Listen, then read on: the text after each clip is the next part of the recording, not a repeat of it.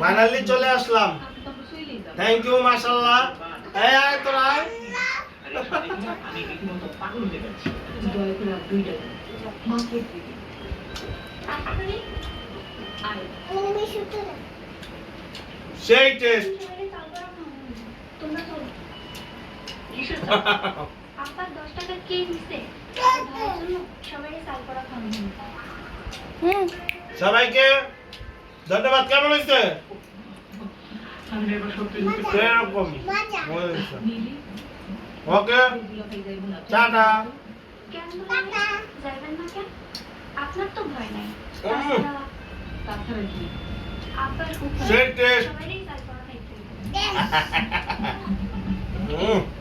শোন আবার নয়তো রাগ করবি।